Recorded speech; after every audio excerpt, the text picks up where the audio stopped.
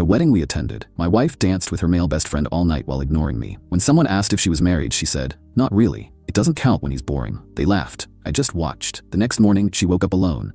So my marriage ended last Saturday night. There was no big fight, no yelling, no plates being thrown. It ended with a laugh. Her laugh. A fake, nasty little sound in a fancy hotel ballroom that told me everything I needed to know. Let's back up. I'm Tom. My wife, well, ex-wife now I guess, is Olivia. We were married for 4 years. On the surface, things probably looked fine. Good house, nice cars, the whole deal. But underneath, the foundation was shot. I've known it for about a year. I'm a pretty observant guy. I notice things. And what I noticed was Ben. Ben is her male best friend, her brother. For the first few years, I tried to be the cool, trusting husband. I told myself that their history was just that, history.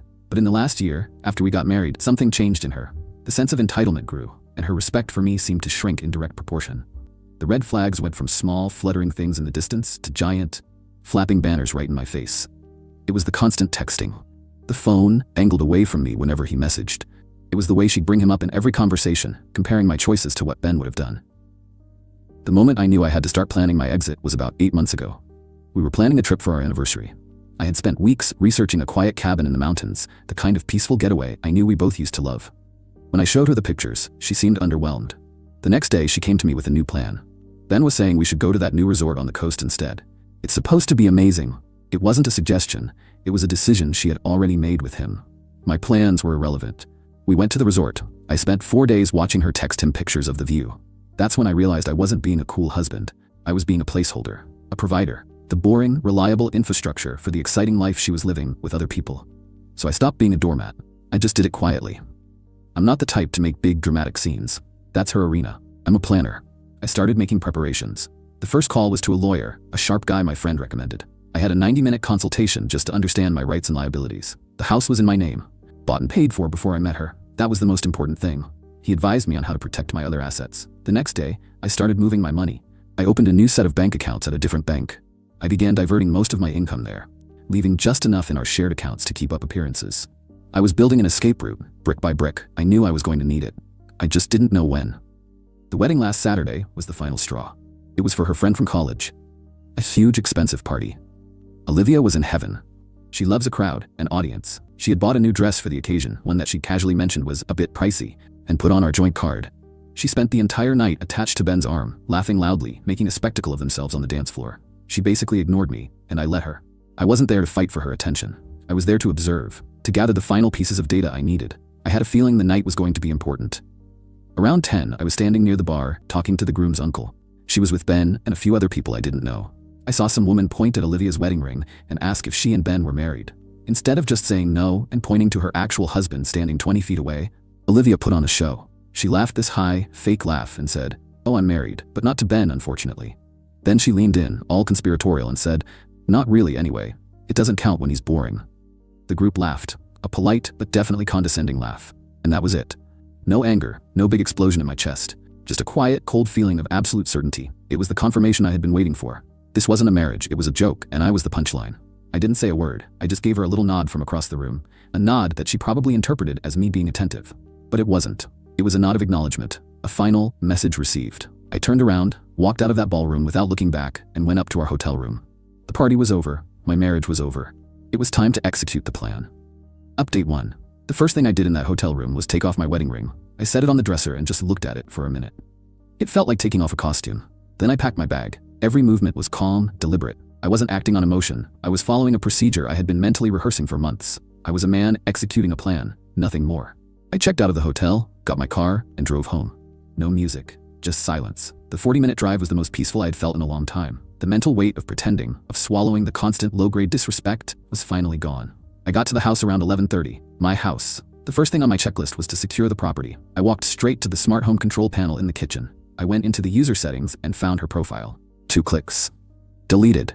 Her access code was gone. Her key fob was deactivated. I went to the garage and manually changed the entry code. In the space of about 5 minutes, she was a stranger to my home, physically locked out. Next, I cut off the money. I sat down at my desk and logged into our joint bank account. It was the account I kept funded for her monthly spending, her car payment, her shopping, her lunches with friends. The balance was a few $1,000s. I transferred every penny to my personal account. Then I logged into my main credit card account. She had a supplementary card that she used as her own personal expense account. I went through the recent charges, the dress for the wedding, A spa day with Ben's sister, a new set of luggage for a girls' trip she was planning. I reported her card as stolen. The account was frozen instantly. The financial support system was gone. Then came the hard part. Her stuff. All of it. I had a huge stack of new flat-packed moving boxes in the garage that I'd bought for this exact purpose. I spent the next 3 hours systematically erasing her from my home. I wasn't angry or sad. I felt a strange sense of detachment, like I was an estate manager clearing out the belongings of a person who had moved on. I cleared out her massive walk-in closet, her side of the bathroom vanity, her home office space, every piece of clothing, every shoe, every bottle of expensive junk. I was systematic. I sealed each box with tape and stacked it neatly in the garage. The house started to feel like mine again. It was quiet. It was orderly. At 3 a.m., I sent a 2-word email to my lawyer. File it. Then I went to bed and slept soundly for the first time in a year. The calls started the next morning.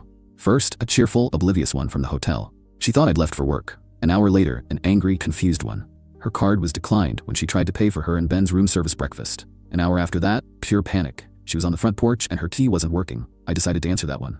"Tom, what is going on? I'm locked out," she screamed. "I know," I said. "What do you mean, you know? This isn't funny. Let me in." "No," I said, my voice completely flat. "I heard what you said last night, Olivia. I heard you tell everyone your marriage doesn't count because I'm boring. So consider this me making your life a little more exciting. You're free now. You don't have a boring husband anymore. And you don't have his boring house either." She started denying it, of course. It was a joke. I was being crazy. I had misunderstood. "It doesn't matter," I said. "It's done. All your things are in 42 boxes in the garage. A moving company is coming tomorrow to take them to a storage unit. I paid for 3 months.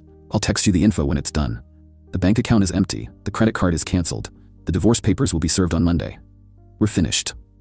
I could hear Ben in the background, telling her I was bluffing, telling her I was just being dramatic. He had driven her home, her knight in shining armor. "You can't do this," she cried. "I already did," I said. "Have a nice life." I hung up and blocked both their numbers. Phase 1 was complete. Update 2. Of course, they didn't just accept it. People like Olivia and Ben never face consequences quietly. They have to create a narrative where they are the victims. For a few hours, they just lingered. My security camera caught them trying the doors, Ben posturing and trying to look tough for the camera. It was pathetic. He even tried to shoulder check the front door once before apparently realizing it was solid wood and he wasn't in a movie. The next day, when the movers came, they sat across the street in Ben's car and watched the whole thing. I made a point of going out to get the mail, then spent about 20 minutes weeding my front garden bed, just ignoring them completely. My total lack of reaction seemed to infuriate them more than anything else. I could feel their eyes on me, but I refused to give them the satisfaction of a confrontation. With the direct approach failing, they pivoted to a campaign of information warfare. This was Olivia's area of expertise. Within a day, the whisper started. I was the villain, the jealous, controlling husband who couldn't handle her having a male friend. The story they concocted was that I'd had a breakdown at the wedding, imagined things, and flew into a violent rage, kicking her out of her home. It was a well-crafted story, and some people bought it. The first direct hit came from Olivia's mother. She left me a long, tearful voicemail about how disappointed she was in me, how Olivia was a wreck, and how I needed to be a man and fix the mess I had made. I saved the voicemail, but didn't reply. Then I got texts from some of Olivia's aunts, angry, accusatory messages. I was a monster. I was abusive. They were going to make sure everyone knew the truth. They were trying to isolate me. They didn't realize I had already isolated them. I knew I needed proof. Hard proof. A wedding is a public event, and in 2025, everything is filmed. I didn't want to deal with the official videographer. I thought about who would have the most footage. The bride's younger cousin, a girl named Maya. She had been glued to her phone all night, filming everything for her Instagram. I found her online and sent her a message. I told her I was putting together a little memory book for the bride and groom and that I'd love to get her clips from the reception. She was happy to help. She sent me a link to a folder with all her videos. I spent an hour going through them, and then I found it. A video of some people on the dance floor. But in the background, perfectly framed and perfectly audible, was the conversation at the bar. The woman asking the question. Olivia's high-pitched, fake laugh. And her voice crystal clear, saying, "Not really anyway. It doesn't count when he's boring." It was my silver bullet. I clipped the video, just that 10-second piece. I wasn't going to post it for the world to see. That wasn't the plan. The plan was surgical. I sent a group text. The recipients were a very specific list of people. The bride and groom, Olivia's parents, her sister, and Ben's long-term girlfriend, Emily. I had her number from a dinner party. The text was short. "I know you've all been hearing a lot of stories. I just want the truth to be clear. This is a clip from the wedding on Saturday. The audio is what's important. This is why my marriage is over." I attached the video and hit send. Then I put my phone on silent and went for a long walk. Final update. It's been 6 months. The divorce is final. My lawyer said it was one of the quickest he'd ever seen. A video of your wife publicly renouncing your marriage tends to remove all her bargaining power. The video didn't just end my marriage, it ended their whole world. The bride and groom were furious with Olivia for creating such a toxic drama at their wedding and cut her off completely. They even sent me a separate apology, which was a classy move. Her parents were the real tea. They are obsessed with their public image, and the video of their daughter behaving so crassly was the ultimate humiliation. The story I heard was that they confronted her with the video, and when she couldn't deny it, they completely withdrew their support, both emotional and financial. The lawyer she had hired on their dime was promptly fired. She was told to get a job and stand on her own 2 feet for the first time in her life. Ben got the worst of it. His girlfriend, Emily, was a firestorm. She didn't just dump him, she went public. She posted the video clip on her own social media, tagging both of them. She wrote a long post about the years of lies and disrespect she torched them. The story went viral in our social circle. Their smear campaign against me was instantly forgotten, replaced by a public shaming of them. I also heard from a friend that Emily's father, who's a prominent local businessman, made a few calls. Ben's sales career, which relied heavily on reputation and networking, is now in shambles. Olivia's life, from what I've pieced together, has completely imploded. She has no money, her parents are barely speaking to her, and her friends have scattered. Ben, now a social outcast, wants nothing to do with her. She had to get a job as a waitress to support herself. She's living in a small apartment with 3 roommates. The exciting life she thought she was entitled to is gone. I sold the house. I wanted a fresh start. I bought a smaller place, a condo downtown with a great view. It's my space. It's quiet. But the best revenge wasn't kicking her out. It was simply showing people the truth. She and Ben built their entire relationship on a foundation of lies and disrespect. All I did was hold up a mirror. They couldn't stand the reflection. She called me boring. Maybe I am.